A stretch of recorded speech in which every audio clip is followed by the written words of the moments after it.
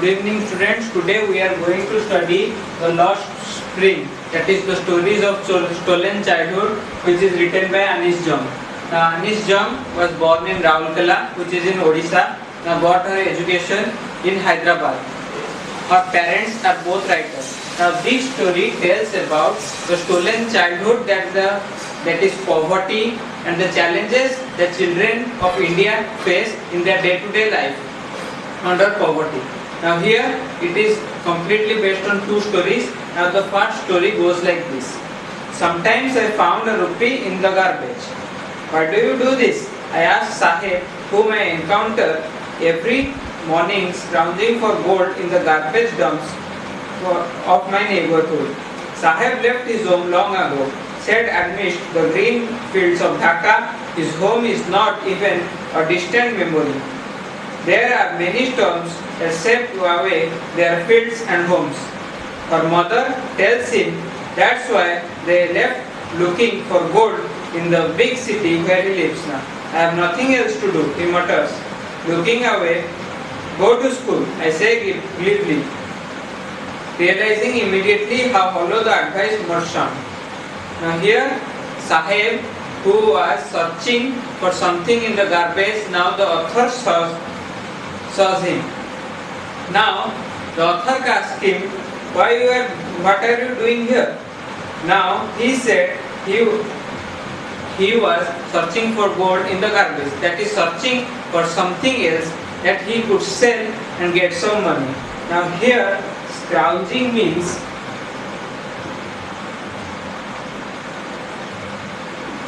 searching.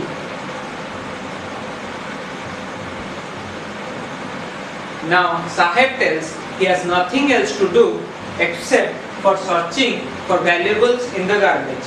Now the author says him to go to school, but he realized that how hollow the advice was. Now there is no school in my neighborhood. When they would build one, I will go. If I started a school, will you come? I asked, half joking. Yes, he says, smiling broadly. A few days later, I see him running up to me. Is your school ready? It takes longer to build a school, I say, embarrassed at having made a promise that was not made. But promises like mine abound in every corner of this bleak world. Now, when the author asked him, why don't you go to the school? Saheb said, there is no school nearby. Now the author asks him, making fun of him, if she will start a school, whether Saheb will go or not. Now Saheb tells that he will go, but after a few weeks, when the Saheb saw the author, he ran towards her and said, is your school ready? Now the author says, it takes longer to build a school. Now the author realizes it is not punctual to make a fake promise to Saheb. But now she also realizes that the fake promises like her set amidst in the life of Saheb. Now, after months of knowing him, I ask him his name. Saheb-e-Alam, he announces. He does not know what it means. If he knew its meaning, Lord of the Universe, he would have a hard time believing it. Unaware of what his name represents, he roams the street with his friends, an army of barefoot boys who appear like the morning birds and disappear at noon. Over the months, I have come to recognize each of them.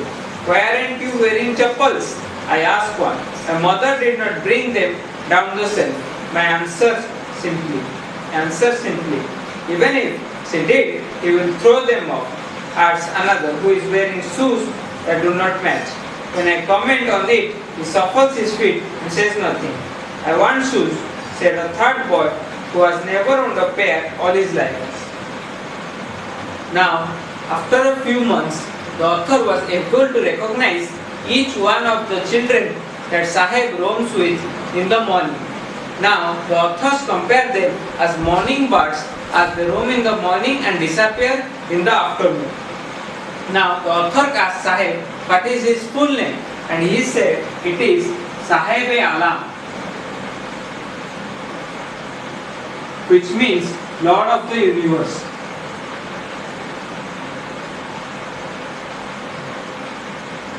Now the author feels if Saheb would know the meaning of his name, it would have been a hard time to realize. Now she asks, why don't you wear chappals? Now they had variety of excuses, but the truth is neither of them had the money or the standard to buy a chappal or shoes. I remember the story of a man from Udupi once told me, as a young boy, he would go to school and past an old temple where his father was a priest. He would stop briefly at the temple and pray for a pair of shoes. 30 years later, I visited his town and the temple, which was now drowned in an air of desolation. In the backyard where lived the new priest, there were red and white plastic chairs. A young boy dressed in a grey uniform, wearing socks and shoes, arriving panting and threw his school bag on the folding bed. Looking at the boy, I remembered the prayers another boy had made to the goddess when he had finally got a pair of shoes. Let me never lose them. The goddess had granted his pair. Young boys, like the son of the priest, now wore shoes. But many others, like the ragpickers in my neighborhood, never remained shoeless. Now, seeing the shoeless condition of the ragpickers, now the author remembers a story where she remembers that a priest told her that when he was a child, he would pray in the nearby temple for giving him shoes. Now 30 years later, when the author visited the same village again, he could not find the man. But she finds a new priest in the backyard of the temple. Now the priest's son came panting, wearing shoes and socks and uniform with a grey uniform. Now the author says their prayer have been answered, but many children like the ragpickers are shoeless now even today. My acquaintance with the barefoot ragpickers leads me to Simapuri, a place on the periphery of Delhi, yet miles away from it metamorphically. Those who live here are squatters who came from Bangladesh back in 1971. Saheb's family is among them. Simapuri was then a wilderness. It still is, but it is no longer empty.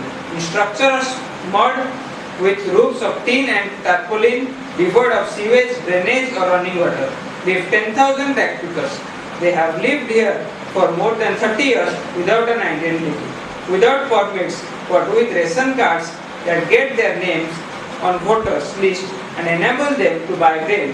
Food is more important for survival than an identity.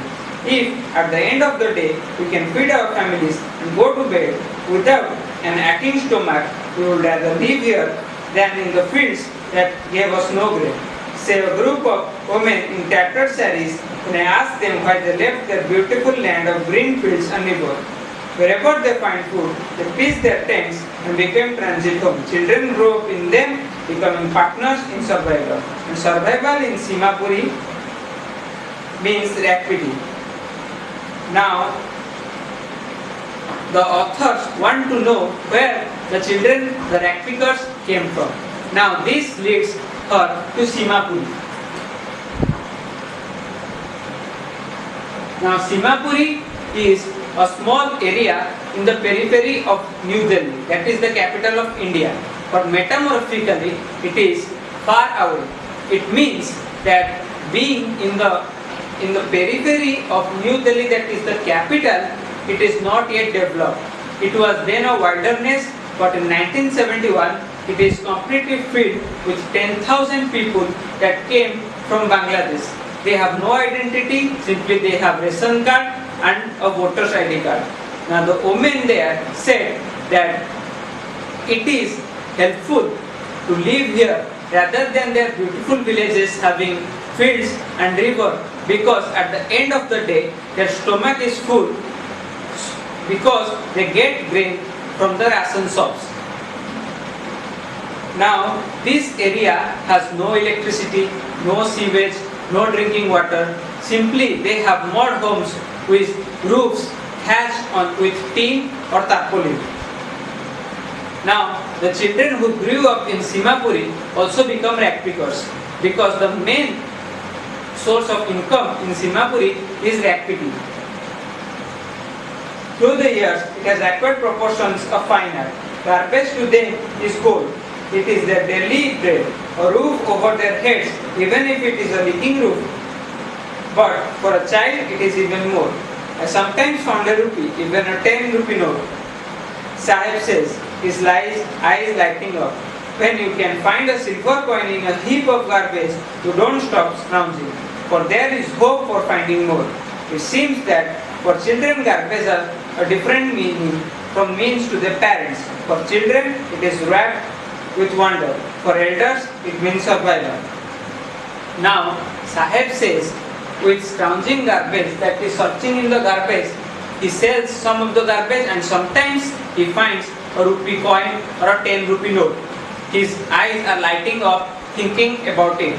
It means that the garbage, which is a means of survival to their parents, it is a heap of gold for the children, which is worked with wonder.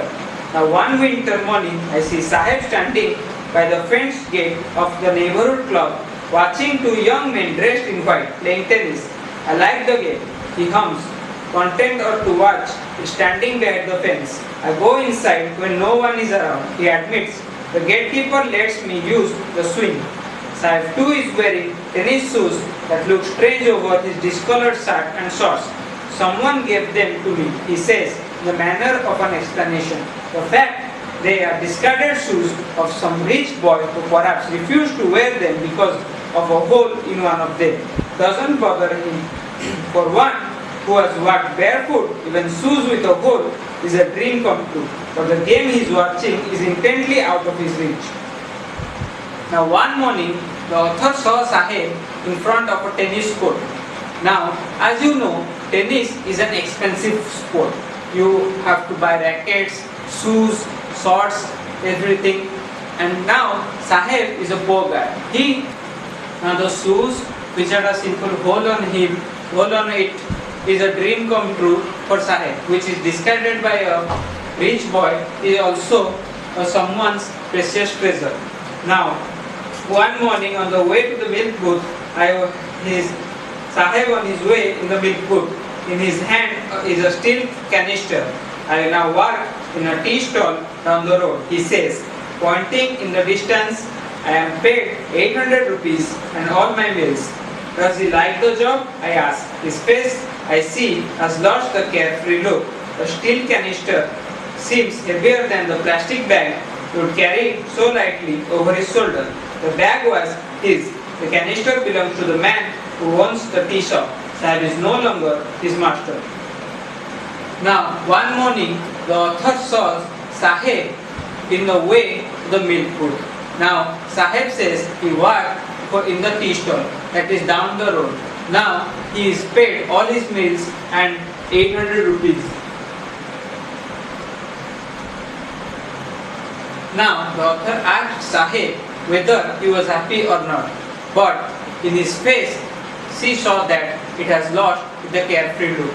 The garbage bag, which was his, but the steel canister is the man owning the milk booth. Now, he saw that Saheb has lost his freedom. Now, the second story. I want to drive a car. Mukesh insists on being his own master. I will be a motor mechanic, he announces. Do you know anything about cars? I ask. I will learn to drive a car, he answers, looking straight into my eyes. His dream looks like a mirage amidst the dust of the streets that fills his own town, Firozabad, famous for its bangles. For every other family in Firozabad is engaged in making bangles. It is the center of India's glass-blowing industry, where families have spent generations working around furnaces, welding glass bangles, making bangles for all women in the world, it seems. Now, it is the story of a boy Mukesh. Now, the Mukesh insists in front of the author that I will drive a car. Now, she asks whether he knows anything about cars, but Mukesh says, looking straight into her eyes in confidence, that I will be a car mechanic and I will drive a car. Now, every other family, that is nearly 50% of the population of Firozabad, is in the profession of making bangles.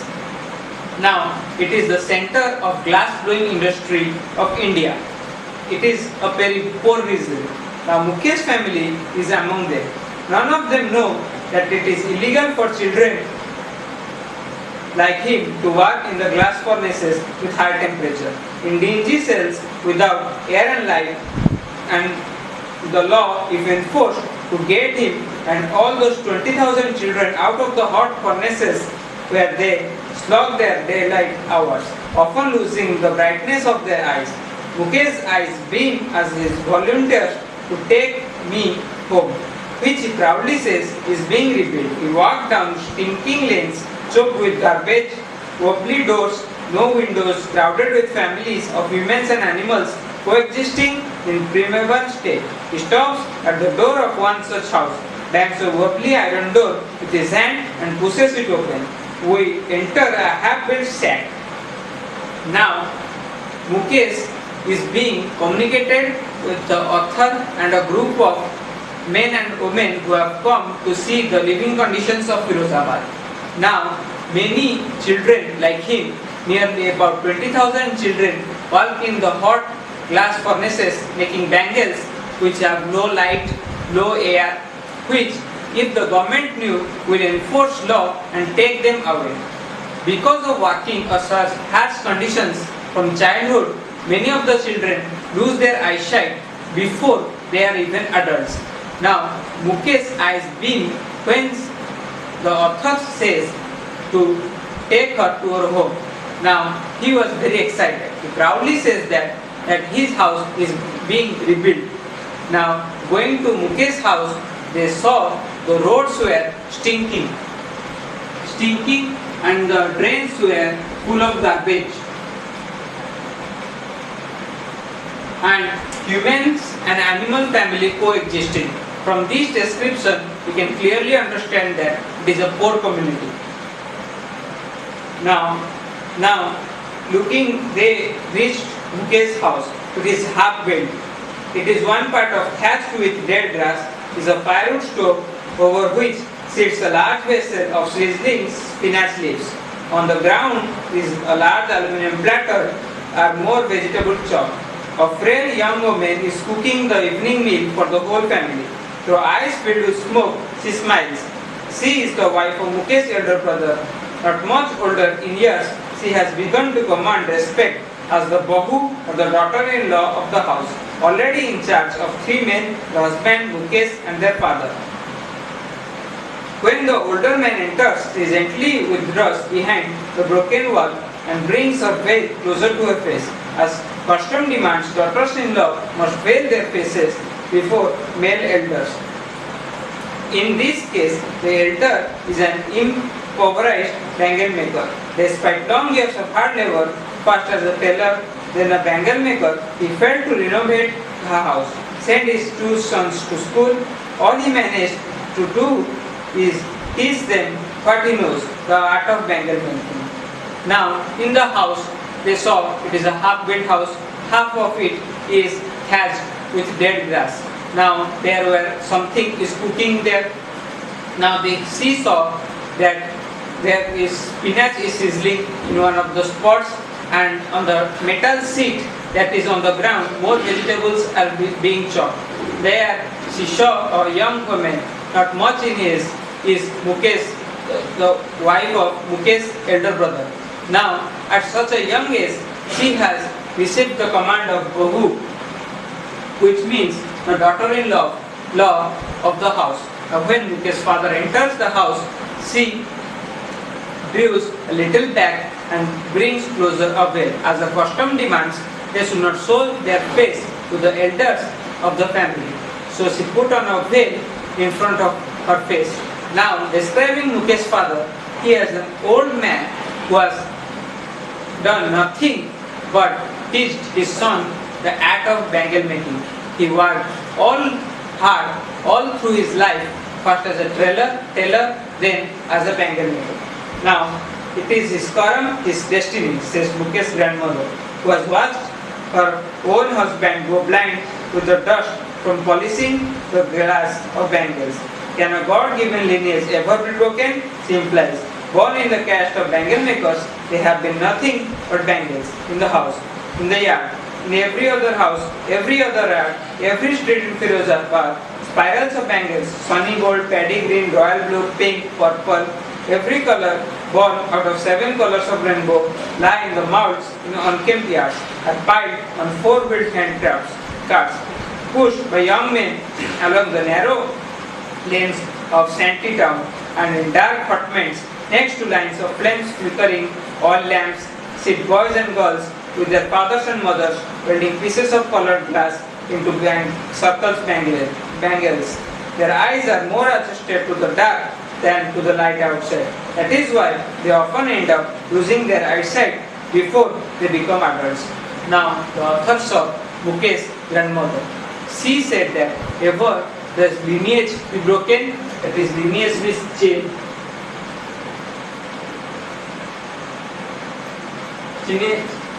be broken, they are born to the families of bangle makers. She has saw her husband losing eyesight to the dust of glass. Now, every other street in Firozabad, you can see that boys and girls along with their fathers and mothers welding glass, making them into colors bangles like the color of 7 colors of rainbow. Now, these bangles are drawn into hand carts which are drawn by the young men to the narrow streets of Firozabad. Savita, a young girl in a drab pink dress, sits alongside an elderly woman, soldering pieces of glass, as her hands move mechanically like the tongues of a machine. I wonder if she knows the sanctity of bangles. Now here, sanctity means auspiciousness.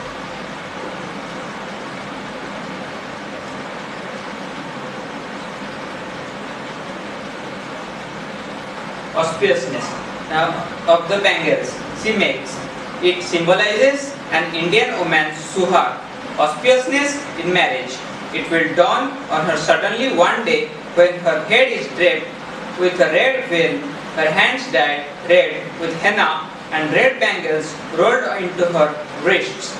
She will then become a bride, like the old woman beside her who became one many years ago. She still has bangles on her wrist, with no light in her eyes. Ek waqt ser par khana nahi khaya, she says, in a voice drained of joy. She has not enjoyed even a full meal in her entire lifetime. With a flowing, that's what she has reaped. Her husband, an old man with a flowing beard, says, I know nothing except bangles. All I have done is make a house for the family to live in. Hearing him, one wonders if he has achieved what many have failed in their lifetime. He has a roof over his head. Now, here the author is describing Sabita, who is a young girl who is moving her hands like the tongues of a machine making bangles. Now, the author understands or thinks whether Sabita knows the sanctity or the auspiciousness of bangles. Now, she describes the marriage propositions of an Indian woman, why bangles are necessary for marriage in the Indian woman. Now she tells that the old man sitting beside her tells that she has never enjoyed a full meal in her entire lifetime. This is what she has reaped, and this shows how poor the people of Firozabad are in the art of bangle making. Now an old man says that he had made roof over his head. Now one wonders if he has achieved something that many have failed, that he has a roof over his head.